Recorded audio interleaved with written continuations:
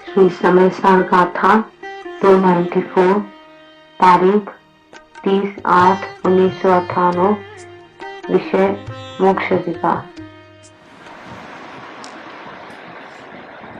नमो अजंतानम नमो सत्तानम नमो आयर्याम नमो विभुजाय नमो वेद सर्वसाम नमो सर्वसाराय सानुभूत्या चकास्ते चित स्वभावाय भावाय सर्वभावान परच मंगलम भगवान वीर मंगलम गौतमोहम मंगलम कुंद कुंडालु जयं धर्मस्तु मंगलम सर्वमंगल मांगल्य सर्व कल्याण कारकम दानम सर्वधर्माणि जैनम जयतु शासनम ओंकार बिंदु संयुक्त नित्यं ध्यायन्ति योगिनः आमदं मोक्षदं च ओंकाराय नमः। बंद अधिकार की शुरू की जो 5 गाथा से 2 दिन तक जो अपना विवेचन चला, उसमें से आचार्य देव के अनुसार, अभिप्राय के अनुसार बंधन का मूल कारण तो राग द्वेष मोह के जो भाव विकारी परिणाम पुण्य के हो चाहे पाप के हो, उसमें ये जीव अपने को भूल करके मैं राग द्वेष के भावों का करता हूँ और क्रोध होते वक्त मैं क्रोधी हो गया, भक्ति के परिणाम हुए तब मैं भक्ति कर रहा हूँ, ऐसा कर्तृत्व भाव किया, रागादि भाव के साथ कर्तृत्व भाव किया, वही बंधन का मूल कारण है। तो राग द्वेष के भाव बंध के कारण नहीं है। आज ध्यान रखने की बात क्या है कि जब तक पूर्ण वितरागता नहीं होती है तो सब साधक अवस्था में इच्छा बिना ज्ञानी पुरुषों को भी राग द्वेष के परिणाम होते हैं, फिर भी उनकी मुक्ति होती है। इसका मतलब ये हो गया कि राग द्वेष मोह के जो परिणाम है या पुण्य पाप के जो परिणाम है वो बंध के कारण है, इससे जीव बंधन में आता है। ये व्यवहार न्याय का प्रथम है। आचार्य देव ने बंध अधिकार में निश्चय की बात करते हुए जीव की असली गलती बताई। ऐसा कहा कि राग द्वेष क्रोध मान माया लोग वो बंध के कारण नहीं, अन्य जीव को अपने कारण से तकलीफ पहुंचती है। कई जीव मर जाते हैं हमारे प्रमाद के कारण से, चलते वक्त जमीन में कई जीव रहते हैं वो मर जाते हैं, खाना पकाते समय और पंखा चलाते समय वायु का जीव मरते हैं। ऐसे कई प्रकार के जीव अपने निमित्त से मरते दिखाई देते हैं, दुखी होते दिखाई देते हैं। तो इनके वजह से ये जीव को बंधन नहीं होता है, इनके वजह से बंधन होता है ऐसा मानना, ऐसा कहना वो व्यवहार नहीं का कथन है। कहना व्यवहार नहीं का कथन है, मानना मिथ्यात्व है। ऐसा मानना कि मेरे वजह से दूसरे जीव दुखी हो गए, मेरे वजह से इतने जीवों का घात हो गया, ऐसा मानना वो मिथ्यात्व है। और कहना ऐसा कि देखो तुम ध्यान से नहीं चले तो कीड़ी मर गई, ऐसा कहना वो व्यवहार नहीं का कथन। पैर पड़ने से कीड़ी नहीं मरी है, उसका आयु कर्म का उसी समय में उदय आया, पूर्ण हुआ उदय, आयु कर्म खत्म हो गया तो कोई बचा सकता नहीं, और आयु कर्म है अभी शेष तो कोई मार सकता अभी, लेकिन व्यवहार से ऐसा कहा जाता है। लेकिन यहाँ आचार्य देव ने बंध अधिकार में तो व्यवहार की बात नहीं करी, असल गलती बताई। इसके पीछे तात्पर्य क्या है कि जीव को अगर असल गलती मालूम हो जाए तो उसके झूठे प्रयत्न सब खत्म हो जाए, सही प्रयत्न करें। जैसे बंदर को पकड़ते हैं, कैसे पकड़ते हैं जंगल में, बंदर तो ऐसे हाथ में आता नहीं है, लेकिन शिकारी लोग बहुत चालाक। बंदर को क्या पसंद है, चने बहुत पसंद है, सुराई होती है, उसका मुंह छोटा और नीचे बड़ा है, वो सुराई में चने डाल देते और उसको जमीन के अंदर गाड़ देते, मुंह खुला रखते। कि छुप जाता है वो। बंदर आता है, हाथ डालता है, तने तो बहुत पसंद, तो मुझे मुट्ठी भरता है, बाहर निकलता है, मुट्ठी बाहर निकलती नहीं है क्योंकि मुंह तो बहुत छोटा है। ऐसा सीधा गया लेकिन मुट्ठी बांध के नहीं आता है बाहर। अब क्या हो गया कि उसको ऐसा भ्रम हो गया कि मुझे किसी ने पकड़ लिया है। वो भ्रम ऐसा घुस गया दिमाग के अंदर, तो मदारी आता है, उसको रस्सी से बांध लेता है हाथ पैर को, तब तक वो मुट्ठी छोड़ता नहीं तने, कि तने का प्रेमी है ना। ऐसे संसारी जीव, शरीर के ऊपर प्रेम है, कुटुंब के ऊपर प्रेम है, समाज के ऊपर प्रेम है, कुछ सुख बाहर से आएगा, कुछ करूंगा तो मिलेगा, ऐसे भ्रांति में पड़ गया है। और भ्रांति में पड़ने के कारण से फिर हर प्रकार के कसाय पुण्य पाप के भाव करता है, तो बंधन को प्राप्त होता है। कई प्रकार के भाव करता है और ये मैं करता हूँ, ये मैं करता हूँ, मैं क्रोधी हूँ, मैं संसारी, मैं पामर, ऐसा करके अपने मुक्त दशा थी, किसी ने पकड़ा नहीं था, मुक्त था वो बंदर, बिल्कुल मुक्त था। ऐसे आत्मा को किसी ने पकड़ा नहीं है, कोई इस आत्मा को जन्म मरण में भटकाता नहीं है। इसकी उसकी मिथ्या मान्यता कि मैं रागी हो गया, मैं पामर हो गया, मैं क्रोधी हो गया, मैं मनुष्य हूँ, मैं स्त्री हूँ, मैं पुरुष हूँ, अपने स्वरूप को भूल गया। ये जो एकत्व हो गया रागादि भावों से, ये बंधन का असली कारण है। अब क्या किया जाए? तो अब क्या किया जाए इसके उत्तर में मोक्ष अधिकार की गाथाएं शुरू करते हैं, क्योंकि बंधन का तो लंबा चौड़ा इतिहास करने ऐसा नहीं है, सबको मालूम है कि हम कितनी कितनी गलती करते हैं। ऐसे तो बहुत गलती करते हैं, लेकिन सबसे बड़ी गलती क्या? सबसे बड़ी गलती जिसको अपन कहते हैं मिथ्यात्व, जो है मिथ्यात्व के दो भेद कर दो। मिथ्यात्व का दूसरा नाम है दर्शन मोह। दर्शन मोह माने क्या? कि दिखाई तो दिया है, लेकिन मोह मतलब भ्रांति के कारण से जैसा है ऐसा दिखाई देता नहीं है। आज उत्तम दिन है सत्य धर्म। सत्य माने क्या? कि जैसा वस्तु का स्वरूप है ऐसा बोलना, ऐसा नहीं क्योंकि आत्मा बोल सकता ही नहीं है। कई लोग ऐसा समझते हैं सत्य धर्म मैंने सच्चा बोलना, झूठा नहीं बोलना, तो बोल सकता ही नहीं है। सच्चा झूठे की बात क्या है? बोलने का नहीं है, जैसा वस्तु का स्वरूप है वैसा का वैसा जानना और ऐसा का वैसा मानना, वो वितराग भाव है। ऐसा जैसा वस्तु का स्वरूप है वैसा जानने से, वैसा मानने से हमारी पर्याय के अंदर, आत्मा की पर्याय के अंदर वितराग भाव उत्पन्न होता है। न किसी के प्रति द्वेष आता है, न किसी के प्रति राग होता है। तो वितरागता पैदा होने से सुख होता है। ये सुख का, धर्म का दूसरा नाम है सत्य धर्म। धर्म के 10 नाम नहीं है, शांति का 10 नाम है। शांति प्रकट जो हुई परिणमन के अंदर, उसके 10 प्रकार से कहा जाता है।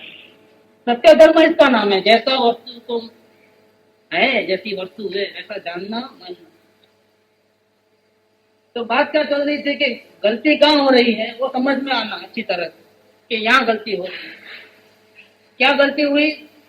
कि दर्शन मोह के कारण से दिख तो रहा है, क्योंकि आत्मा का स्वभाव है जानना देखना, तो दिख तो रहा है, लेकिन क्या दिख रहा है? कि मैं मनुष्य हूं ऐसा दिख रहा है, तो गलत देख रहे हैं, भ्रांति हो गई। मैं व्यापारी हूँ, मैं गृहस्थी हूँ, मैं संसारी हूँ, मैं पामर हूँ, मैं कसाई वाला हूँ, ये सब भ्रांति है। कसाई नहीं है ऐसी बात नहीं है, शरीर नहीं है ऐसी बात नहीं है, परिणति नहीं है ऐसी बात नहीं है, लेकिन भ्रांति कहाँ है? ऐसा मानना आपने, ये शरीर है तो शरीर नहीं है, ये बात नहीं है, शरीर है लेकिन मैं शरीर वाला हूं ऐसा मानना, वो भ्रांति होगी। दिखने में तो शरीर आता है, लेकिन माना कि मैं शरीर वाला, तो गड़बड़। क्रोध दिखने में आया, क्रोध का हो रहा है, लेकिन मैं क्रोधी हो गया तो फंस गए। ये बंधन का मूल कारण है। तुम तो पवित्र रहते हो, किस भगवान देखते हैं हमेशा। आत्मा का मूल स्वरूप कभी भी बदलता नहीं। सोना जब जमीन में रहता है तब भी सोना रहता है, मिट्टी के साथ मिला हुआ है तो भी, तो कभी मिट्टी रूप बनेगा नहीं और मिट्टी कभी सोना रूप बनेगा नहीं, अलग अलग ही रहते हैं साथ में रहने पर भी। वही सोने का दागिने नहीं बनाओ, हार बनाओ तो भी वही सोना ऐसा का वैसा रहता है। वो तोड़ करके एंगल बनाओ तो भी वैसा का वैसा रहता है। सोने में कोई फर्क नहीं आता है। बदलता क्या है? परिणाम बदलते हैं। तो परिणाम बदलते हैं, ज्ञान होता है, लेकिन ऐसा मानना नहीं ये माने तो गड़बड़, मैं वैसा का वैसा ही रहता हूँ। निगोद में भी वही ऐसा था, वर्तमान में भी ऐसा हूँ और मोक्ष में भी ऐसा हूँ। जो निगोद में सो ही मुझ में, सो ही मोक्ष मंजार, निश्चय भेद कछु नाही। खरेखर अपने मूल स्वरूप में वास्तविक रूप से कोई फर्क पड़ता, मूल स्वरूप ऐसा तो वैसा रहता है। लेकिन फिर भी दर्शन में हो गया तो दर्शन मोह का दो प्रकार है, थोड़ा डीप जाते हैं। तो दर्शन मोह की दो गलती है, एक तो मोहनी कर्मों कि मोहनी कर्मों के दो भेद, मोहनी कर्मों के दो भेद, एक दर्शन मोह, एक चारित्र मोह। चारित्र मोह में 25 कथाएं आते हैं, क्रोध मान माया लोभ हास्य रति अरति शोक, ऐसा जो भी परिणाम ऊपर दिखते हैं। क्रोध ऊपर दिखता है, मान कसा भी दिख जाता है, जरा गाली दिया तो मुंह छोटा हो गया, मान कसा दिख जाए। प्रशंसा की तो मुंह अच्छा लग गया, आदि होता है, चेहरे से मालूम पड़ जाता है। अंदर एक बात करता है वो भी छुपा नहीं रहता है, जरा अपन ध्यान से देखे तो वही मालूम पड़ जाता है कि अंदर में है कि बाहर में है। एक ये जो कसाय भाव ऊपर ऊपर रहते हैं, लेकिन इन सबका बीज जो है दर्शन मोह है वो अंदर रहता है, वो मालूम नहीं पड़ता है किसी को। तो चारित्र मोह का, मोहनी कर्म के दो भेद, चारित्र मोह दर्शन मोह। अभी यहाँ चारित्र मोह की बात इसलिए नहीं करते हैं कि गुरुदेव जी का ये आदेश है और सभी ज्ञानियों का ये आदेश है कि सबसे पहले तुम चारित्र शुद्धि का उपाय करने के बदले दर्शन शुद्धि का उपाय कर। तेरी भ्रांति चलेगी तो क्रोधमान महालोभ अपने आप शांत हो जाएंगे। क्रोधमान महालोभ से डायरेक्ट लड़ने की कोई जरूरत नहीं। जैसे बुखार आया तो शरीर को ठंडा करने के लिए बर्फ खाने की या बर्फ लगाने की कोई जरूरत नहीं, एयर कंडीशन में रहने की कोई जरूरत नहीं है कि ठंडा कर देंगे और बढ़ जाएगा। तो क्या किया जाए कि बुखार किस वजह से आया है वो चेक करना पड़ेगा, और सबको अपने अपने परिणाम को चेक करते हुए मालूम करना है। क्यों कि डॉक्टर के दवाखाने में 4 रोगी आते हैं, सबको बुखार है, लेकिन डॉक्टर सभी को अलग अलग दवा देता है। ऐसा क्यों भाई? बुखार तो सबको आया है कि एक को टाइफाइड का था, एक को मलेरिया का था, एक को जॉन्डिस का था, एक को सर्दी जुकाम का था। हम कहाँ फंसे हुए वो हमको पकड़ना है। सभी को सभी विषय में मोह नहीं होता है, सारी दुनिया में अपने से मोह नहीं है। अपने को अपने सर्कल में जिसको जहां जहां हमने अपनापन करके रखा है वहां मोह होता है, वहां कुछ गड़बड़ नहीं होना। बाकी सारी दुनिया में पूरी जल जाए कोई बात नहीं, लेकिन यहाँ जो घोंगड़ा हुआ है वो पीड़ा नहीं देना, वो मिट जाना। बाकी कुछ भी जो होना है तो हो, क्योंकि हमको यहाँ लगा हुआ। पाकिस्तान पे कोई बॉम्ब गिराता है वो खत्म हो जाता है तो हमको कोई नहीं है। लातूर में धरती कम होता है हमको कुछ नहीं होता है।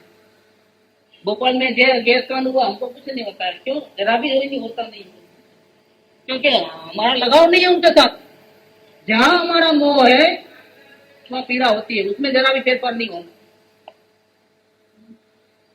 घर में अपने में अपना घर माना है ना, तो कोई आकर के खिली ठोकेगा तो अरे किसको पूछ के करते हो, यहाँ खिला लगता है। किधर 5 रुपए का रुमाल को उठा के मैं ऐसा फाड़ दूं तो तकलीफ हो जाती है। क्योंकि रुमाल को अपना माना है।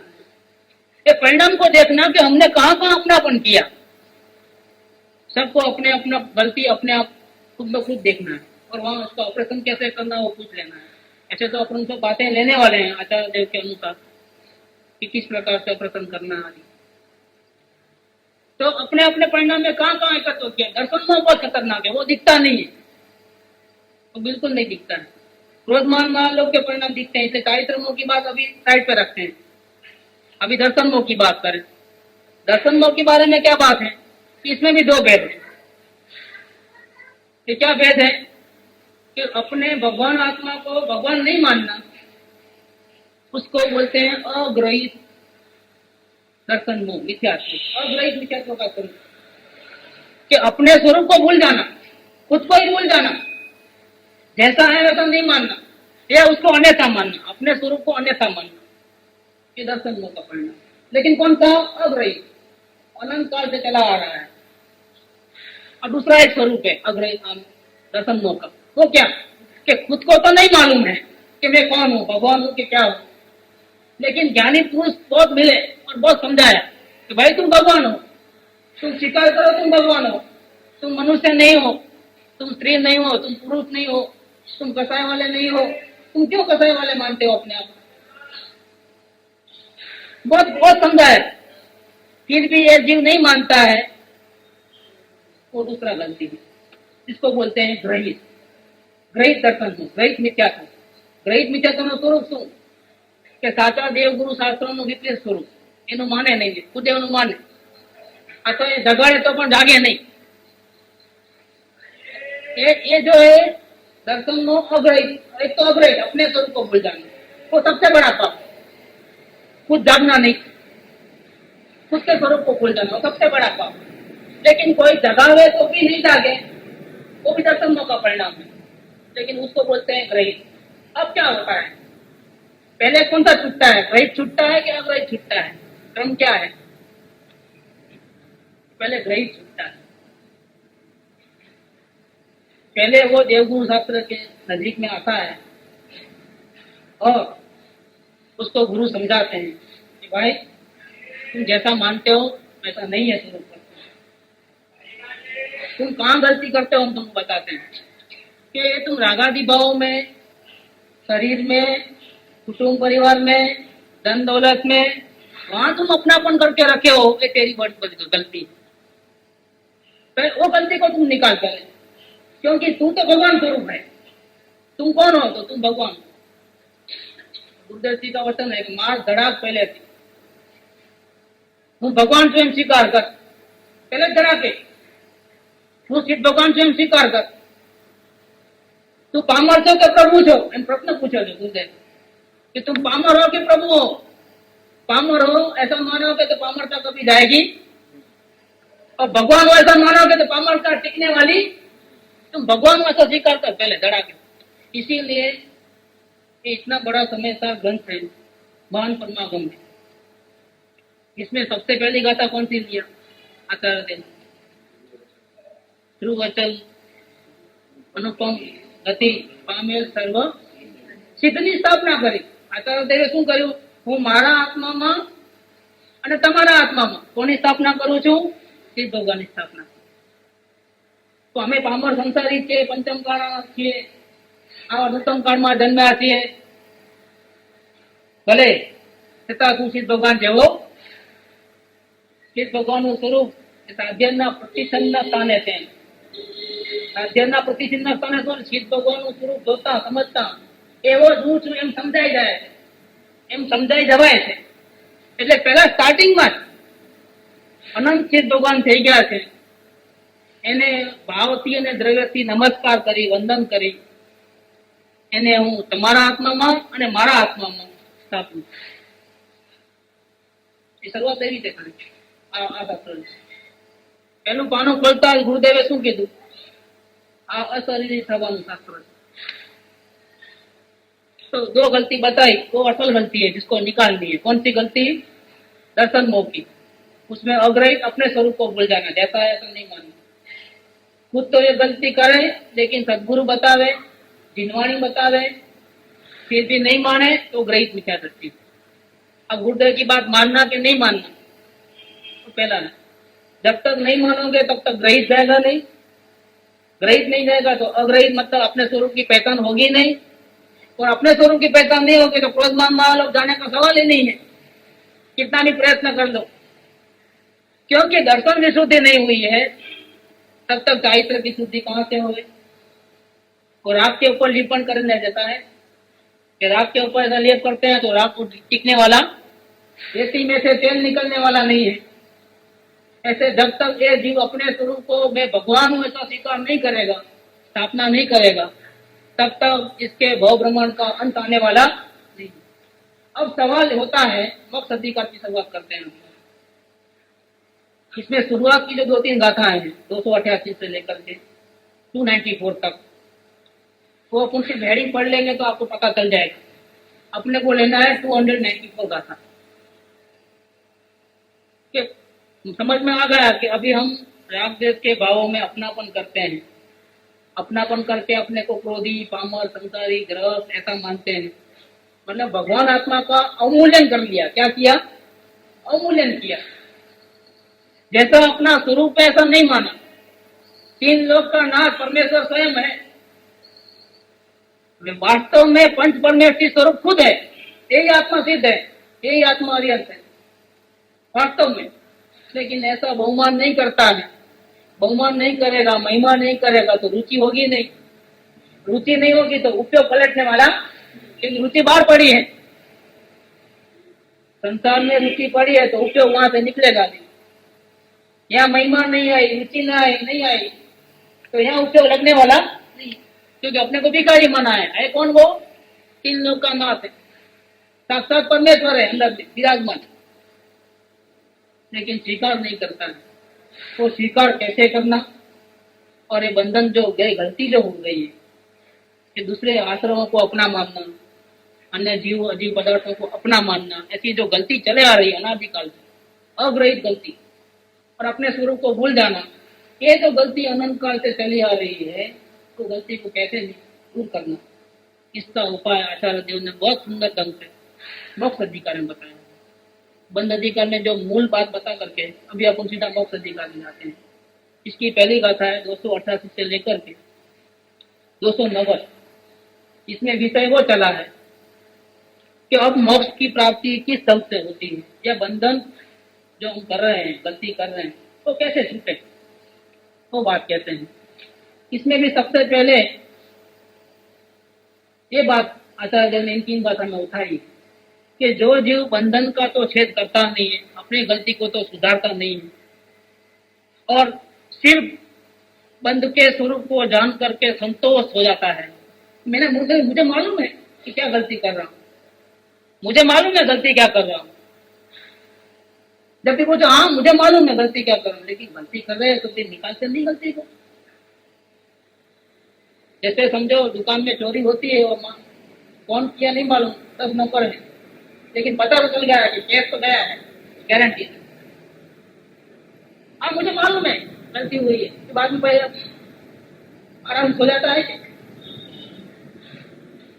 ये बात करते हैं ऐसा कि मुझे मालूम है गलती हुई है, लेकिन गलती हुई है तो उपाय क्या करते हो? फिर जान करके संतुष्ट हो गए। हाँ अब तक मुझे मालूम है, तो अब तक मैं समझता कर दूसरे लोग मुझे भटकाते हैं, जन्म मरण कराते हैं, ये कर्म के कारण से मैं करता हूँ। ये पंचम काल में सदगुरु कोई नहीं है समझाने वाला, तीर्थंकर भगवान नहीं है समझाने वाले, इसलिए मैं रखड़पट्टी करता हूँ। क्या करूं, ग्रह दशा है, मन वचन काया के परिणाम तो करने पड़ते हैं, प्रवृत्ति व्यापार में तो करना पड़ता है, ड्यूटी भी है हमारी, इसके कारण से मैं फंसा हूं। अब तक मैं ऐसा माना था, लेकिन बंध अधिकार की बातें सुन करके अब लग रहा है कि ये सब जो कारण है वो गलत है, वो व्यवहार के कभी कभी किसी अपेक्षा से कहते हैं। असल कारण क्या था कि ये जो रागद्वेष के परिणाम मेरे परिणाम में हो रहे हैं, आत्मा की विकारी अवस्था एक समय की उसमें हो रहे हैं, वो हो रहे हैं जब मैं अपने आप को क्रोध होते वक्त क्रोधी मानता हूँ, ये गलती ये अब समझ में आया। लेकिन समझ में आया तो क्या किया? नहीं, अब समझ में आ गया गलती क्या, लेकिन क्या किया, उपाय क्या किया? फिर संतोष में होगा तो ये गलती चालू रहेगी, तो छुट्टी होने वाली, ये बात उधर है। 3 गाथा के अंदर कि जीव जीव बंध का छेद करता नहीं है, लेकिन फिर बंध के स्वरूप को कि गलती कैसे हो रही है, क्यों हो रही है, ये समझ में आ गया। और समझ में मतलब जानने में, मतलब बुद्धि में, अनुभव में नहीं, जानने में मतलब बुद्धि में, और बुद्धि में आने से संतोष में आ गया कि अब मुझे मालूम पड़ गया है, और आराम से सोया है, खाता है, पीता है, अपने व्यवहार में कोई फर्क नहीं है, 2 वक्त की रोटी अच्छी मिल रही है, नींद अच्छी आराम से आ रही है, तो वास्तव में उसमें उसकी मुक्ति होने वाली, क्योंकि वो जानने पर बावजूद भी वो आराम सोया। तो ये बात उन्होंने 3 गाथा में कही। अब आगे की बात 291 कि संतोष तो नहीं हुआ, लेकिन निरंतर वो विचार करते रहता है कि अरे ऐसे बंधन हो रहा है, ऐसे बंधन हो रहा है, अब इस नई गलती दोबारा हो रही है, तीसरी बार हो रही है, गलती चालू पड़ी है, मैं अपने आप को भगवान नहीं मानता हूँ, मैं अपने आप को देवचंद भाई मानता हूँ, और ये मान्यता चालू रही है, गलती चालू है, अब कैसे करूँ, क्या करूँ, ऐसा विचार करता है। तो विचार करने से भी मुक्ति होने वाली नहीं। ये 291 नंबर का था। अब 292 नंबर का 292 नंबर में पूछते हैं कि जब भी विचार करने से भी नहीं होता है, जानने से भी नहीं होता है, तो फिर ये बंधन जो हो रहा है, जो ये गलती हो रही है, वो निकलेगी कैसे? और मुक्ति होगी कैसे, ये तो बताइए। अब आप पहले तो आपके तरफ जाना हो तो मालूम पड़ेगा, तो फिर निकालोगे, लेकिन जान तो लिया आप, फिर भी गलती चालू है, तो उसका विचार ही बहुत किया कि भाई अब गलती चालू है कि क्या करना है, कैसे करना है। समझ में तो आया है, जानने में आ गया, विचार भी चालू है, लेकिन फिर भी हमारी गलती विचार करने के बावजूद भी चालू रहती है। ये अब क्या करें हम? अब आप बताओ कि हम कैसे मुक्ति मिल पाए और गलती का कैसे नाश करें। ये जो विषय चल रहा है 252 नंबर का था, और आगे 293 नंबर कहते हैं कि सिर्फ ज्ञान ही, इसके जवाब में 292 नंबर का के जवाब में क्या दिया कि ज्ञान, सिर्फ जानना वही मुक्ति का कारण है। बुद्धि में जान लेना, संतोष ले लेना मुक्ति का कारण नहीं। मेरे से गलती हो रही है, अब मैं क्या करूं, ऐसा विचार करने से मुक्ति होने वाली नहीं, जानने से मुक्ति होती है। मुक्ति का साधन केवल ज्ञान है, मात्र ज्ञान, कोई क्रियाकांड नहीं, कोई उठा पटक नहीं, कोई राग द्वेष नहीं, करना नहीं करना में तो हट जाओ, फिर जानो तो मुक्ति हो जाएगी। अब 293 नंबर पे पूछा है कि सिर्फ ज्ञान ही क्यों मुक्ति का कारण है और क्यों वहां साधन नहीं है दूसरा, तो इसका भी उत्तर दिया है इधर कि सिर्फ ज्ञान नहीं होता तो बंधन कैसे होता है कौन जानता, और ज्ञान नहीं है तो बंधन से मुक्ति हुई है, तो मुक्ति होता है तो आनंद होता है, तो आनंद को कौन जानेगा।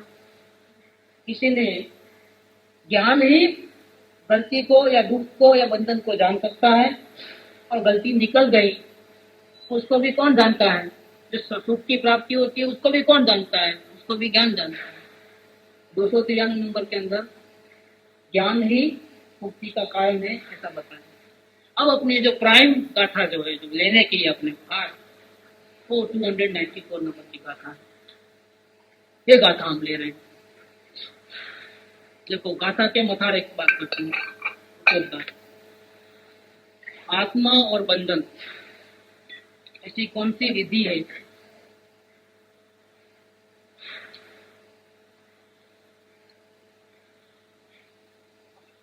कौन सी विधि के द्वारा दोनों को अलग अलग किया जाता है, ये प्रश्न है। ये आत्मा और बंधन, इन दोनों को हम किस प्रकार से अलग अलग करें। एक पुरुष रस्सी से बंधा हुआ है, बंधन तो है, और रस्सी से, और रस्सी और पुरुष दोनों को अलग करेंगे तब मुक्ति होगी। ऐसी क्या साधन है, क्योंकि वहां तो साधन क्या है, शरीर ले लो, रस्सी को काटो, रस्सी अलग हो जाएगी और वो मुक्त हो जाएगा। वहां तो इस प्रकार से, लेकिन यहाँ बहुत बड़ा चमत्कार है, क्योंकि आत्मा बंधा हुआ है लेकिन रस्सी दिखाई देती नहीं है, गांठ दिखाई देती नहीं है, क्योंकि 8 कर्म दिखाई देते हैं अपने कार्बन वर्गना, ऊपर का शरीर दिखता है लेकिन फिर भी अंदर में 2 शरीर और है, तेजस और, वो तो दिखते नहीं। वो तो यहाँ ऊपर का शरीर को अगर हम जला देंगे तो भी क्या होगा, शरीर मुक्त हो जाएगा जी? नहीं होगा, क्योंकि 8 कर्मों का वो तेजस शरीर वो साथ में जाएगा, जैसे भाव किए हैं वैसे वो दूसरी गति में जाएगा, शरीर मुक्त नहीं होता है, मतलब बंधन मुक्त नहीं होता है। इसके अलावा ये जीव अपने स्वरूप को भुला हुआ है और निरिकल भाव में अपने आत्मा की अनुभूति नहीं करता है, इसीलिए उसको बाहर का शरीर बड़े जल गया है, लेकिन अंदर में सुबह सुबह तो चालू ही पड़े। विग्रह गति में भी सुबह सुबह चालू है, आश्रव की उत्पत्ति निरंतर चालू है, जब तक संवर की उत्पत्ति न हो तब तक।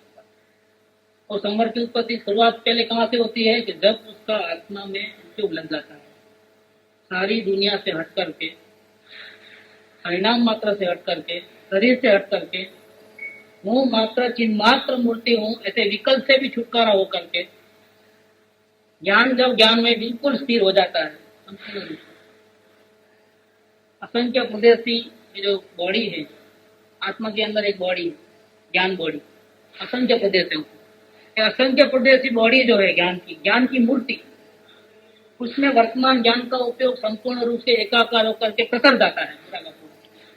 प्रसन्न कैसे होता है उसका दृष्टांत देख देना, कैसे प्रसन्न होता है। कि ट्यूबलाइट जलाते हैं तो कैसे लाइट पसर जाती है पूरी बॉडी ट्यूबलाइट के अंदर, लाइट एकदम एक सेकंड के अंदर पूरा पूरा फिलअप हो जाता है। वैसे जब उपयोग बिल्कुल सारे विकल्पों से मुक्त, मन का आधार छोड़ करके, जब ज्ञान वर्तमान उपयोग जब गायक में समझाता है पूरा का पूरा, कोशिश करते करते करते करते, और एक जो धन्य घड़ी आती है तब क्या होता है कि कॉन्टेक्ट होते ही वो ज्ञान का उपयोग, ज्ञान का उपयोग मन का आधार, 5 इंद्रिय का आधार और मन का आधार। आपने कहा था ना 144 गाथा चल रही थी, वहां भी होता क्या है कि मन द्वारा प्रवृत्ति बुद्धियों को, मति ज्ञान और श्रुत ज्ञान की जितनी भी विकल्प जवाड़ा है उनको सबको समेट करके, पहले तो संसार का विचार छूट करके, सदी का विचार छूट करके, ये सिर्फ आत्मा का विचार पहले हो जाता है, फिर वो भी छूट करके मात्र ज्ञान में स्थिर हो जाता है। जब वो धन्य घड़ी आती है तब, जैसे ट्यूबलाइट में लाइट प्रसर जाती है, वैसे ये ज्ञान का उपयोग पूरे बॉडी के अंदर असंख्य पद्धति प्रसर जाता है। जब पूरा प्रसर जाता है तब अपना स्वरूप की प्राप्ति या साक्षात दर्शन या अनुभूति जो कहो वो होते ही, जैसे करंट छूटे ही कैसा सनसनाहट हो जाती है पूरे बॉडी के अंदर, वैसे अतिन्य आनंद की उत्पत्ति होती है, परम शांति का अनुभव होता है। ये होते ही खाने की, पीने की या संसार को उपासने की, या कुछ करूं तो मिले या कुछ न करूं तो अच्छा, ये सारे की सारी विकल्प जाल अभिप्राय में से निकल जाती है। ध्यान रखना, अभिप्राय में से निकलती है। पहले अभिप्राय में से सम्य दर्शन होते ही मैं भगवान हूं ऐसा अभिप्राय हो जाता है, तो अभिप्राय में से वो इच्छाएं पूरी खत्म। फिर उपयोग बाहर आता है तो खाता पीता है, तो वो अभिप्राय की गलती नहीं है, भिन्न रह करके उसको उस वक्त भी मालूम है कि मैं खाने वाला नहीं हूँ, मेरा खाना रोटी को छू सकूं ऐसा मेरा स्वरूप नहीं, मैं बिल्कुल भिन्न रहता हूँ बिल्कुल। तो बाहर की क्रियाएं दिखती है लेकिन अंदर में भिन्नता चालू है, निरंतर भेद ज्ञान। उपयोग बाहर है तब भी भेद ज्ञान, और उपयोग स्वरूप में लीन है तब भी भेद ज्ञान। वो कभी अब मिक्स होने वाला ही नहीं। चैतन्य घोड़ा जो शरीर से भिन्न हो गया एक दफे, फिर मिक्स होने वाला नहीं। ये बात इधर करते हैं कि ज्ञान जो है वही बंधन से छुड़ाने वाला है। ये आत्मा है वही ज्ञान है, और ज्ञान है वही आत्मा, और वही बंधन से छुड़ाएगा। यहाँ कोई रस्सी दिखाई देती नहीं है कि उसको कोई साधन लेके आओ बाहर से, उसको काटो और फिर इसको मुक्त करो, ऐसा कुछ भी नहीं है। इधर थोड़ा अलग है। जेल में बांध देते हैं किसी जीव को, तो वहां तो जेल का दरवाजा ताला खोलो तो ताला तोड़ने के लिए थोड़ा चाहिए ना। यहाँ पर ऐसा है ही नहीं कुछ। तो इसलिए प्रश्न किया है, शिष्य ने प्रश्न क्या किया है कि ये जो बंधन हो रहा है अंदर में, जो गलती हो रही है, राग देश भाव को मैं अपना मान रहा हूँ, पहलू को अपना मान रहा हूँ, कुटुंब परिवार को अपना मान रहा हूँ, घर बार दुकान सबको मैं अपना मान रहा हूँ, कपड़े आदि जो खरीद रहे उनको मैं अपना मान रहा हूँ, ऐसी तो गलती हो रही है। वो है ही नहीं मेरे, लेकिन मैं झूठी अपना मान रहा हूँ और दुखी हो रहा हूँ। सुख पाठ है, आने वाला नहीं है, कभी भी मिलने वाला नहीं है, किसी को भी मिला नहीं है। चक्रवर्तियों को नहीं मिला है, तीर्थंकरों को नहीं मिला है, बाहर से सुख नहीं मिला है। अंतनाथ भगवान, अरनाथ भगवान, कुंजनाथ भगवान, चक्रवर्ती भी थे, कामदेव भी थे और तीर्थंकर भी। इनके जितना पुण्यशाली जीव कोई नहीं था दूसरा। ये तीनों पदवी इनको ही थी। बराबर। तो आज ત્રણ તીર્થંકરો છે એના જેટલું પુણ્ય કોઈનું નથી, કેમ કે ત્રણેય પદવી એમને એક ભાવમાં મુક્તિ જવાનું। બીજા મહાવીર સામ્યવાદી જે છે એ પૂર્વ ભાવમાં ચક્રવર્તી થયા, પણ આ તો એ જ ભાવમાં ચક્રવર્તી પદ, કામદેવ અને તીર્થંકરનું। હવે જો 12માં સુખ મળવાનું હોય તો 12માં એને તો કોઈ જાતની કમી હતી જ નહીં કોઈ બાબતની। એને સંસારની બધી સુવિધાઓ હતી। એ ઘરમાં આવે એની પહેલા તો 9 મહિના 6 મહિના પહેલાથી જ વર્ષા થતી રત્નોની સ્વર્ગથી, એને શું ખામી હોય? છતાં પણ એમને પણ બધું છોડીને જંગલમાં દીક્ષા લેવી પડી કે નહીં? શા માટે? એ સિદ્ધ કરે છે કે બહારમાંથી સુખ આવતું નથી, સુખ તો અંદરમાં ભગવાન પોતે બિરાજે છે અંદર। સુખનું ધામ, સુખધામ અનંત સુસંત થઈ અનંત સુખનું ધામ છે આ અંદરમાં. એ અંદરમાંથી સુખ આવે છે. સુખ धाम अनंत सुसंत चई दिन रात रहे ध्यानमय. ज्ञानी पुरुष तो इनमें ही निवास करते हैं. मेरा कोई घर नहीं है, चैतन्य वो मेरा घर है. शरीर भी घर नहीं है मेरा चैतन्य घर, मेरा ज्ञान चेतना वो मेरा घर है, वो मेरा सुख का धाम है. सुख धाम अनंत सुसंत चई दिन रात रहे तद ध्यानमय. प्रशांति એટલે પરિપૂર્ણ પ્રકાર, શાંત શાંત શાંત. શાંતિ અનંત, કેટલી? થોડી ઘણી. અનંત શાંતિ અનંત સુધામય છે, અમૃતમય શાંતિ છે. બહારની શાંતિ આમાં ફરક છે, આમાં અમર થઈ જવાય. અમૃતમય, અમૃત તરફની ધારા અંદરમાં નીકળે. અને આ હું મરી જઈશ તો, મને કઈ એક્સિડન્ટ થશે તો, આ લોકનો ભય, પરલોકનો ભય, વેદના ભય, અકસ્માત ભય, સુરક્ષાનો ભય, ગુપ્તીનો ભય, બધા ગયા કે નહીં એક સેકન્ડમાં. સમ્યક દ્રષ્ટિને આત્માનો અનુભવ થતા 7 પ્રકારના ભય ક્યારે પણ હોતા, અને જેને આત્માનો અનુભવ નથી એને 7 પ્રકારના ભય નિરંતર વર્તે છે. જુઓ, પ્રશાંતિ અનંત સુધામય છે. પ્રણવ પદ તે વર્તે જાય. કૃપાવલી ગાથા નથી. આ કૃપાવલી અંતિમ છે. આ બધા બોલ. માતાજીના અંતિમ બોલ પણ આ જ. ભગવતી માતાના પણ લાસ્ટ આ જ. છેલ્લે એક એડ કર્યું કે મારું સુખધામ મારી પાસે, તમારું સુખધામ તમારી પાસે. તમે તમારામાં રહો ને હું હવે મારામાં રહું છું. આ છેલ્લા વચન હતા એમના. કોના? ભગવતી માતા. આપણા ધન્ય ભાગે કે ગુરુદેવ અને માતાજી સમકાલીન આપણે થયા, દર્શન થયા. દર્શન કહો સત્પુરુષ કે વચનામાં તેમની વાણી મળી. કહો સત્પુરુષ કે વચનામત મુદ્રા અને સત્સંગમ. શું ફાયદો થાય જીવને? સુસુપ્ત ચેતનને જાગૃત કરનાર, પડતી વૃત્તિને સ્થિર રાખનાર. કેવા છે દર્શન? કેવા છે? દર્શન માત્રથી પણ આવા ગુરુદેવને માતાજી આપણને મળે. એ આપણા માટે જન્મ લીધો એમને ત્યાંથી જ થઈ જાય. કોક વિધિની વિચિત્રતા જુઓ. આપણા મહાન ભાગ્ય કે વિજયથી અહીંયા પધાર્યા ના સમયસર રૂપી ભેટનું આપણે આપણા આમાં ત્યાં ડૂબે એવું નથી કઈ. આ જે કઈ પણ થોડો ઘણો સ્વાધ્યાય ચાલે છે કોના પ્રતાપે? ગુરુદેવના પ્રતાપે. પરમ પરમ એમનો ઉકાળ. સમયસર તો ઘરે ઘરે હતું. મૂળ દિગંબર પાસે દરેક મંદિરમાં હતું. પણ બધું કેવી રીતે પડેલું? લાલ કપડામાં બાંધીને અભરાઈ. સૌરાષ્ટ્રમાં સિંહ, વિતરાગી સિંહ આંખ મારીને ગર્જના કરી. આમ ઘરે ઘરે સમયસર હતી. કેટલો મહાન ઉપકાર થઈ ગયો. આ વિતરાગી સિંહ જાગ્યો. આવો આવે તો દાખલો નહીં. સિંહનું બચ્ચું ઘેટાણા દોડામાં નાનપણથી. પછી મેં કરતો હતું. એક વખત કરવા ગયા હતા ત્યાં સિંહ આવે જોરથી ત્રાડ માર. બધા ઘેટા ભાગી ગયા. આ એક રહી ગયું. પેલા વિચાર કરો કે અરે આ મેં કેમ બોલે છે? ઘેટાના બકરા સાથે રહી ગયેલો નાનપણથી. એટલે એ પણ મેં બોલી જેવું શીખવાડે એવું, નાનપણમાં જેવું શીખવાડે એવું થાય. પોતાનું અસલી સ્વરૂપ ભૂલી ગયેલો, પોતાની બોલી ભૂલી ગયેલો. એટલે મેં કરવા લાગતું કે અરે આ મારા જેવો છે ને મેં શું કરે છે કે ત્રાડ માર ત્રાડ, તું તો મારી જાતનો છો. એમ ગુરુદેવ આપણને કીધું કે તું જાગૃત થઈ જા, તું તો ભગવાન છો, મારા જેવો જ તું ભગવાન છો.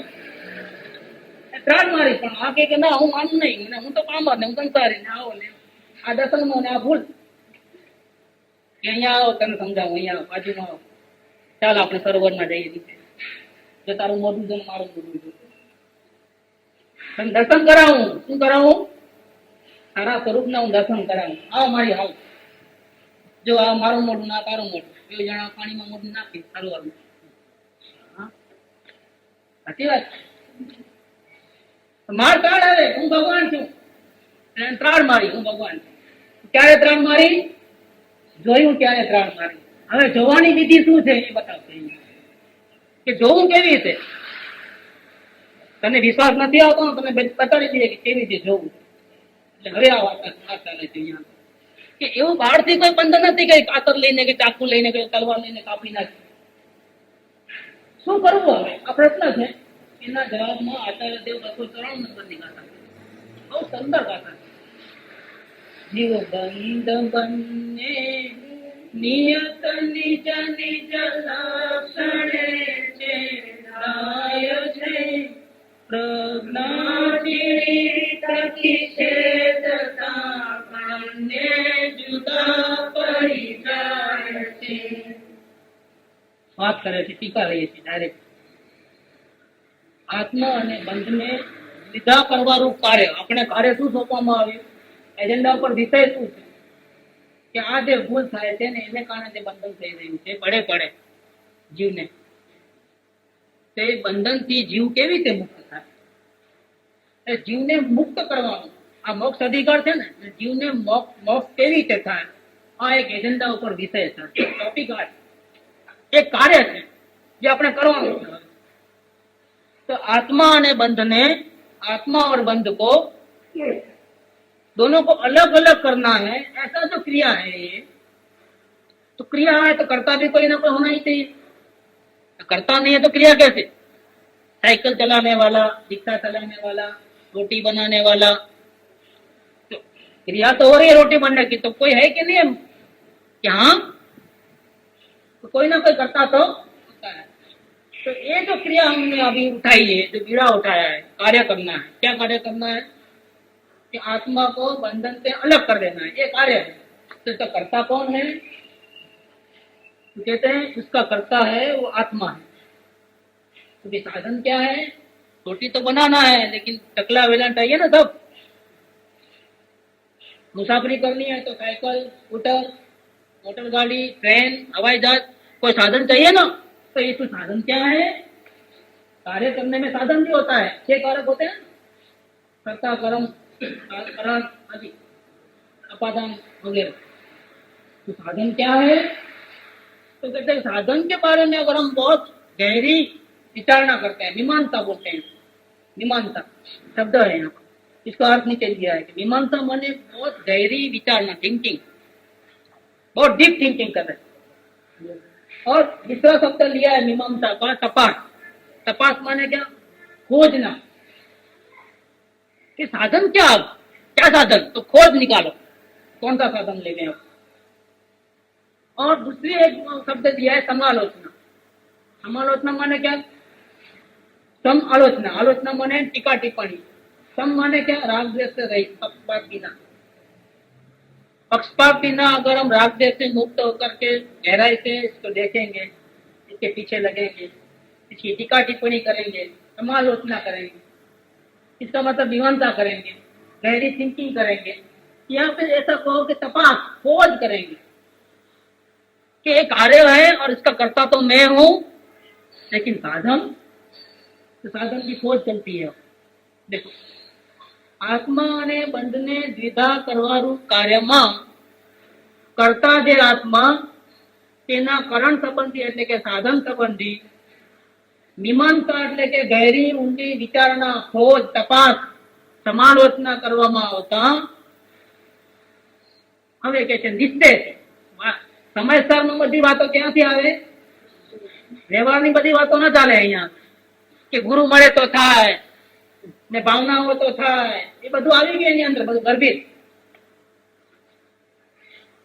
અહીંયા ભાવના, આત્મ ભાવના ભાવતા જીવ લે કેવળ જ્ઞાન. દેશના લબ્ધિ મળે તો થાય, એટલે ગુરુ મળે તો થાય, તો સમજાવે ને કોઈ. એ બધી વાતો અહીંયા વ્યવહારની અપેક્ષાથી વાત કરતા અહીંયા તો હવે ટોપ લેવલ પર પહોંચી ગયા. હવે વ્યવહારથી વાત નહીં, હવે નિશ્ચયથી વાત. નિશ્ચયથી શું સાધન? તો નિશ્ચયથી પોતાથી ભિન્ન કરણનો અભાવ હોવાથી, ખરેખર 6 કારક જે છે એ 2 દ્રવ્યમાં ન હોય. કેમ કે 2 દ્રવ્ય વચ્ચે કેવો અભાવ છે? અત્યંત અભાવ. 2 દ્રવ્ય વચ્ચે અત્યંત અભાવ. અને દરેક દ્રવ્યમાં પરિણામની તાકાત છે. કયા ગુણને કારણે? સામાન્ય ગુણ કયો? દ્રવ્યત્વ. અને દરેક જીવને સુખ જોઈએ છે, સુખને માટે પ્રયત્ન કરતો રહે છે. કયો સામાન્ય ગુણ? પોતાના પ્રયોજનની સ્થિતિ માટે કઈ ને કઈ કરતો જ રહે, વર્તુત્વ ગુણ. આ સામાન્ય ગુણ છે આપણામાં. વર્તૃત્વ ગુણ ને આ સંસારી જીવ અજ્ઞાની જીવ પર શું કરે? દુઃખને માટે પ્રયત્ન કરે. प्रयोजन शैनु है बधाने? सुख सुख चाहिए सब. दुख किसी को भी तो सुख का प्रयोजन के कारण से वो कुछ न कुछ हाथ पे हिलाता है कि नहीं हिलाता है? किस गुण के कारण से? वर्तृत्व नाम के गुण. में दुख मिलता है वो दूसरी बात है, क्योंकि उसका अज्ञान होने से उसको दुख मिलता है. वो प्रमेयत्व गुण के कारण से, हर एक द्रव्य में प्रमेयत्व गुण है. खुद में ज्ञान शक्ति है विशेष, खुद में भी प्रमेयत्व गुण है, लेकिन वो ज्ञान शक्ति का दुरुपयोग करता है. तो ज्ञान शक्ति के द्वारा दूसरों को जानता है, ये गड़बड़ हुई. वो ज्ञान शक्ति के द्वारा अगर अपने स्वरूप को जाने तो इसमें भी प्रमेयत्व नाम का गुण है. जाने तो, नहीं जाने तो नहीं. तो क्या यहाँ क्या कहते हैं कि अपने से भिन्न, आत्मा से भिन्न साधन का अभाव होने. आत्मा का साधन तो आत्मा के पास है. हमारी मोक्ष होने की जो चाबी है किसके पास? गुरुदेव के पास, सिमंदर भगवान के पास, जिनवाणी में किधर है? हमारे पास. ताला भी अपने पास और चाबी भी, लेकिन हम भूल गए कि चाबी किधर है. माता जी ने बताया બધા તાળાની ચાવી એક. શું? ગાયકતાનો અભ્યાસ કરો. તો ગાયકતાનો અભ્યાસ કોણ કરે? જેની પાસે જ્ઞાન હોય એ કરે કે જ્ઞાન ન હોય એ કરે? ગાયકતા એટલે જાણવું જાણવું જાણવું જાણવું. એ અભ્યાસ કોણ કરશે? ज्ञान हसे ये करते हैं कि ज्ञान नहीं होए करते हैं? तो ज्ञान होए गायकता नो अभ्यास करे. जो वचन शू ज्ञानी होने एक सब ताले की एक ही चावी. गायकता का अभ्यास करो, जानते रहो जानते रहो जानते रहो, देखते रहो. देखना धरना अपना, करना धरना अपना काम नहीं. जीव करना धरना कर सकता नहीं, रोटी बना सकता नहीं, चल सकता नहीं, भाषा बोल सकता नहीं, ये उंगली को हिला सकता नहीं, क्योंकि बुद्धल द्रव्य और जीव द्रव्य में अत्यंत अभाव. देखो कितना क्लियर किया है. गायकता का अभ्यास करो. तो गायकता का अभ्यास ज्ञान हो वो करेगा. तो ज्ञान हमारे में है कि नहीं है? पहला लेसन है बाळपति. हूँ आत्मा छू ने ज्ञान मारो गुण છે, જાણવું તે મારી. એટલે પતિ ગયો ને, लाइन क्लियर बती. अब लाइन क्लियर है कि साधन कहाँ है, किसके पास है? ज्ञान किसके पास है? आत्मा में एक आत्मा के बाहर रहता है, कहीं लेना जाना पड़ता है.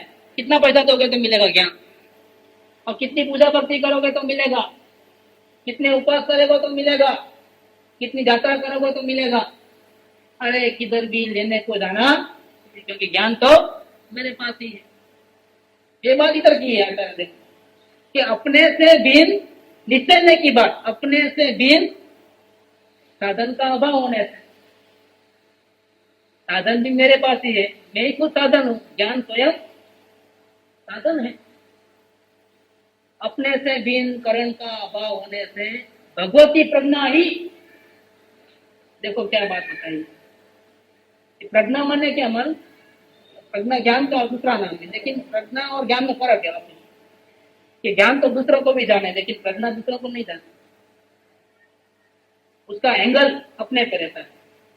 जो जिस ज्ञान का उपयोग मात्र अपने आत्मा को, अपने स्वामी को, खुद को ग्रहण करता है, ऐसे ज्ञान के उपयोग को क्या कहते हैं? प्रज्ञा कहते हैं. प्रज्ञा, प्रज्ञा, बुद्धि नहीं, प्रज्ञा. ज्ञान कॉमन वर्ड है. सोने पण जाने, पढ़ने पण जाने. प्रज्ञा जયારે પ્રજ્ઞાનો જયારે વેપાર હોય ત્યારે પણ પણને તો જાણે જ કે સ્વભાવ પ્રકાશ શક્તિ તો છે, પણ એનો એંગલ ના હોય બીજાને જાણવાનો, હેતુ ન હોય. જે જ્ઞાનના અભિપ્રાયમાં માત્ર પોતાને જ જાણવાનો અભિપ્રાય છે, પછી ભલે ને સ્વભાવ પ્રકાશ શક્તિને કારણે બીજાને પણ જાણે, છતાં એ જ્ઞાનના ઉપયોગને શું કહેવામાં આવે છે? પ્રજ્ઞા કહેવામાં આવે. પણ એને ભગવતી કેમ કીધી? ભગવતી માતા એમ કહીએ છીએ. પ્રથમ મૂર્તિ ભગવતી માતા. એને ભગવતી કેમ કીધી? ભગવાન, ભગવાન અને ભગવતી એમ. ભગવાનનું સ્ત્રીલિંગ વચન છે ભગવતી.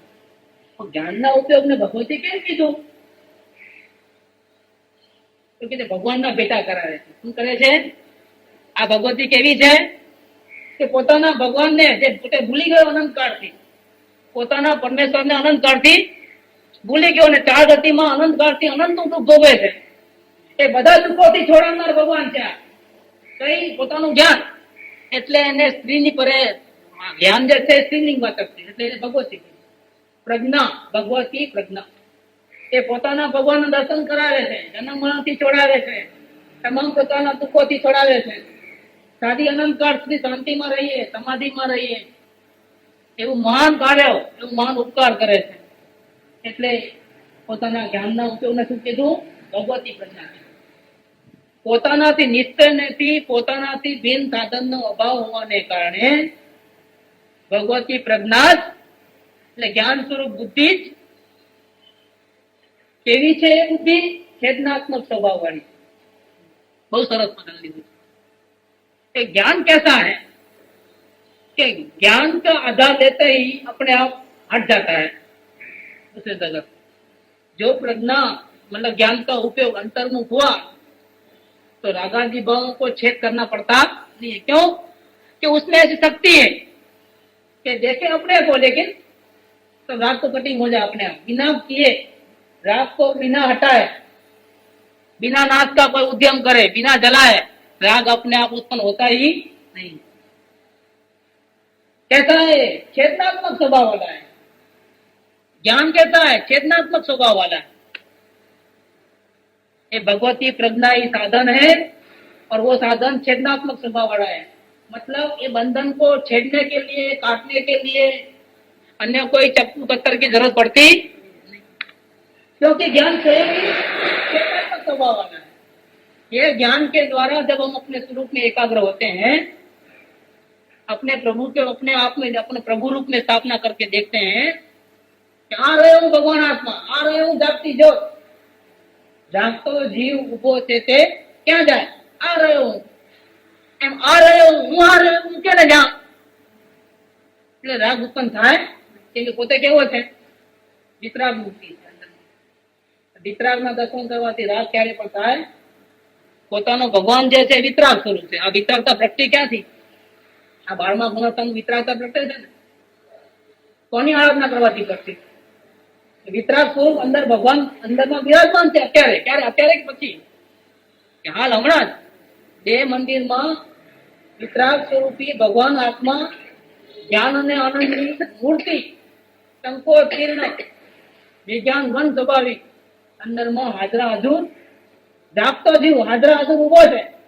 ઉભો છે મતલબ હમણાં તું દર્શન કરે એટલી વાર, પડખું ફેરવે એટલી વાર હમણાં એમાં તમને દેખાય। જાગતો જીવ ઉભો છે, વિદ્યમાન, જાગતો એટલે વિદ્યમાન, પ્રકાશ તો કેવો છે? પ્રકાશ તો જાગતો જીવ ઉભો છે તે પોતે પરમેશ્વર હાજરા હજુર છે, ભગવાન આત્મા હાજરા હજુર છે। કોણ ખોવાઈ ગયું પછી? કે એને જોવાની સાવધાની ખોવાઈ ગઈ। શું કર્યું છે? ભૂલ ક્યાં થઈ ગઈ? આ ચશ્મા અહીંયા પહેરેલા પછી ગોતવા નીકળ્યું, અરે ચશ્મા ક્યાં મુકાઈ? અડધા કલાકથી ગોતે છે, ચશ્મા અહીંયા જ છે, એનાથી જ એને જો ગોતે છે। શું ખોવાઈ ગયું? ચશ્મા ખોવાઈ ગયો કે સાવધાની ખોવાઈ ગઈ? જાગૃતિ ખોવાઈ ગઈ કે ચશ્મા તો આ રહ્યા? આવી જાગૃતિ ખોવાઈ ગઈ। તેમાં ભગવાન આત્મા હાજરા હજુર છે, એને જ્યાં યાદ કરે છે, હવે આમ ખબર પડે કે અરે આ તો રહ્યા, તો પછી ગોતવાની માથાકૂટ કરે, ટેન્શન રહે, ગોતવાનું ટેન્શન રહે, પછી ખબર પડતા જ मैं पामर मैं क्रोधी ये सब हटाऊं, मुझके दर्शन मात्र से निर्दोष वितरागता उत्पन्न हुए। ऐसा वितराग स्वरूप है। रागी को देखने से राग उत्पन्न होता है, वितराग को देखने से वितरागता उत्पन्न होती है। भगवान भी वितराग है, वो उनकी वितरागता उनके पास और मेरी वितरागता मेरे पास। वो वितराग जरूर है, लेकिन उनको देखने से तात्पर्य क्या? दिन मंदिर में क्यों आना? कि जैसे भगवान वितराग स्वरूप में विराजमान है, वैसा ही मेरा स्वरूप आत्मा में यहाँ विराजमान है। उधर तो भक्ति करता रहे और इधर देखे नहीं, तो ये दर्शन किया तो नहीं किया? दर्शन किया तो कहते हैं कि भगवान का दर्शन करते ही मैं भी ऐसा भगवान हूँ। जो आपका भूतकाल है वो मेरा वर्तमान है। भूतकाल में आप ही संसारी थे, तो मैं अभी संसार वर्तमान भटक रहा हूँ, लेकिन जो आपका वर्तमान है वो मेरा भविष्य काल होगा, जरूर होगा। तो मैं ऐसा अपने स्वरूप को देखने के लिए आया हूँ, मैं आपको दर्शन करने के लिए आया मैं तो नित्य दर्शन करने के लिए आया हूँ। और आपका दर्शन करने से वितरागता तो अपने आप बोध उत्पन्न होता है। आपकी प्रतिमा बताती है, सूचित करती है कि कुछ करने धरने की जरूरत नहीं है, कहीं उठने बैठने की जरूरत नहीं है। शांत होकर के, स्थिर होकर के अपने ज्ञान के उपयोग को, माने प्रज्ञा को अपने भगवान के पास लेके जाओ। अपने भगवान को देखो, खत्म, जन्म मरण का अंत। ये बात उतरती है कि ज्ञान तो चेतनात्मक स्वभाव वाला है, तो उसको राग को हटाने की कोई जरूरत नहीं। राग तो उत्पन्न होता ही नहीं। जैसे सूरज उगलता है सुबह में, तो सूरज उगता है तो अंधेरा 1-2 घंटे पहले ही भाग जाता है। देखना, अंधेरा रहता नहीं जब तक। ऐसे ये आत्मा का दर्शन करने की जो भावना और मन में उसकी धुन लग जाए, तो जो दर्शन में तो बहुत वृद्धिगत हुआ है संसार में मोह, मेरा मेरा मेरा मेरा मेरा।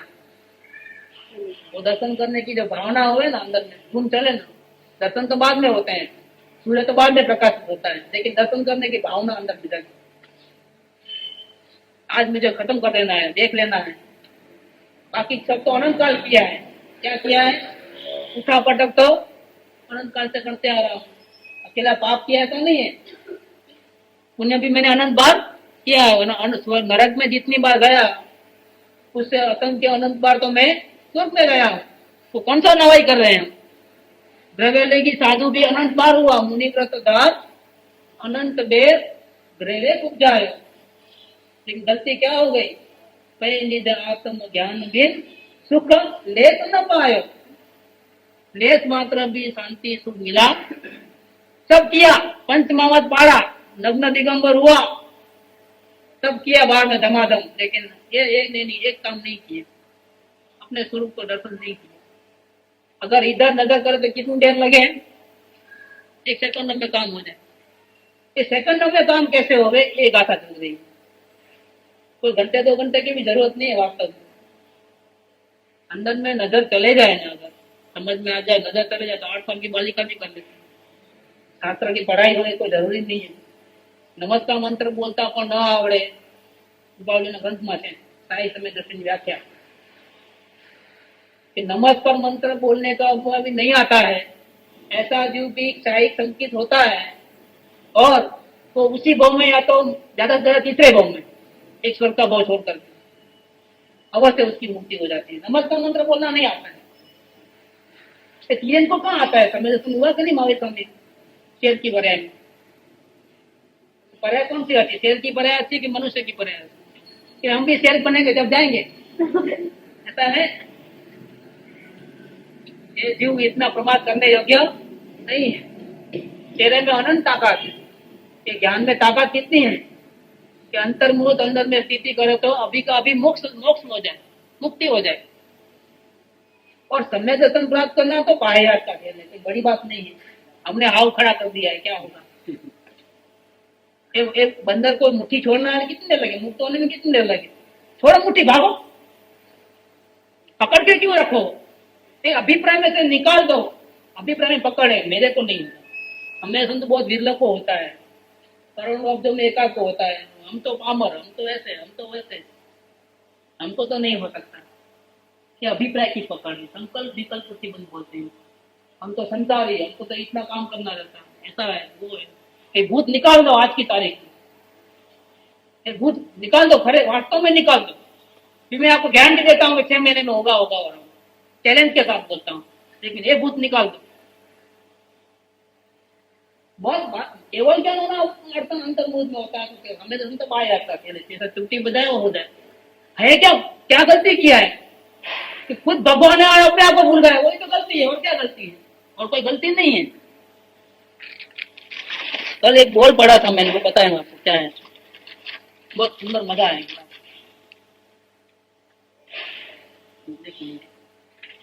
चित विलास में से कीर्तन जी काटने वाले, उनमें से लिया है। कोई कहते हैं कि संसार तो बहुत अनंत है, अनंत काल से गलती करते आ रहा हूं, वो कैसे मिटेगा? उसका समाधान कि बंदर का फंसना उतना ही है कि वो मुट्ठी को छोड़ता नहीं है। मुट्ठी छोड़े तो निकल भाग जाए, कौन पकड़े? क्या और पोपट का फटना इतना है कि वो नली को जोर से पकड़ लिया, छोटा ऐसा उल्टा लटक गया। सुख धाम अनंत सुसंत चही, दिन रात रहे तद ध्यान मही। प्रशांति अनंत सुधामय जे, प्रणमो पद तेवर तेजयते। प्रणमो पद तेवर तेजयते। प्रणमो पद